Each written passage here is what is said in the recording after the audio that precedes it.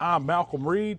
Today I'm going to show you how I cook my never fail, super simple pork butt. Now, this recipe is going to make some of the best pulled pork you've ever ate, and it's perfect every single time. This one is about an 8 to 10 pound pork butt. That's perfect size. First thing that I do to pork butt is get a little bit of binder on it. I'm just using regular old yellow mustard. It rubs in. You don't really taste the mustard as it cooks, but what it does, it helps me see where I'm putting my rub. Now we're ready for the seasoning, and for this recipe, all I'm using is one single seasoning. It's my hot rub. We want a good coating. It's gonna make a good bark on the outside. It's gonna give us a ton of flavor, and I can see where it's going because I have the mustard on there. I'm gonna pat it in gently. We're gonna do the same thing to the other sides. You wanna get the edges too. We wanna let it set here on the counter. Let that rub kind of melt in.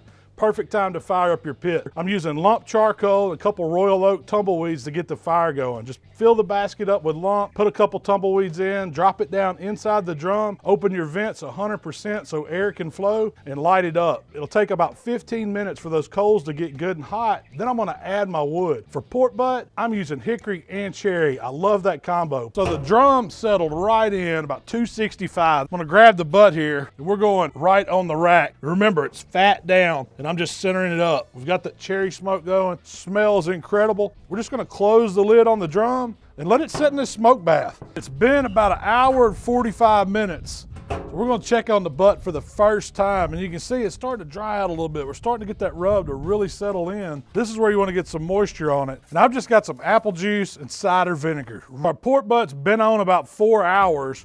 I've sprayed it a couple times, but I'm not really worried about the time. I'm wanting to see the color, the way the rub's set on top. You can't rub any of it off. It's cooked into the meat, starting to turn dark. So I've got some insulated gloves on, some nitrile gloves. I'm gonna grab it off. We're gonna go over to the cutting board, show you how I'm gonna wrap this. We do need a little moisture on it, and the only thing I'm adding is some of my vinegar sauce. You could use whatever you want here, but I really love the way the vinegar sauce flavors the pork, and it makes a pretty glaze on the outside as it's wrapped up. Now I'm just gonna cover the top of the butt with aluminum foil.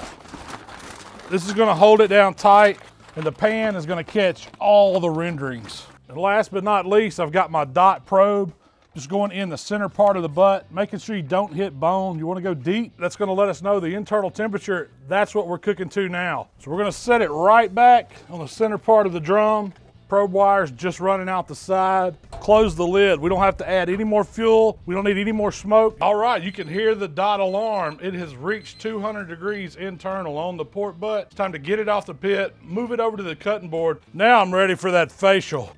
All that steam come off that pork butt. What I'm gonna do is transfer it to a little rack, and you wanna be careful here because it is hot. It can fall apart real easy on you. So I've mixed the rest of the vinegar sauce that we had with the equal parts of the barbecue sauce on the outside. And all I'm gonna do is just brush it over the bark we've created. It's gonna make a pretty sheen on it. Now I'm just taking the pan and all straight to the rack. All right, so I let the butt glaze for about 15 minutes. And you can see, I've got gloves on here to pick this pan up, but it has tightened up. Now the bark is beautiful, shining. I just wanted it to cool down a little bit so it doesn't burn me through the gloves. And believe me, it is still screaming hot. We took it all the way up to 200 degrees. Now the first thing I'm gonna do is take this bone out.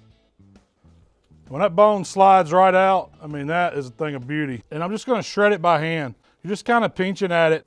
That's pulling pork right there. And when it's juicy, when it's tender, it's so easy to do. So check that out. That is a pile of pulled pork. So this is what I've been waiting all day for. Got me a jumbo hamburger bun. You got to have the jumbo for the large pulled pork. Need you some tongs. We're gonna put just a mound of this pulled pork on this sandwich. We need a little bit of sauce, and I'm going with that same combo. Simple coleslaw. Trick is, get it right on top of that sandwich.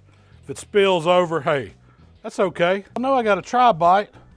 We ain't playing around here. How am I gonna take it?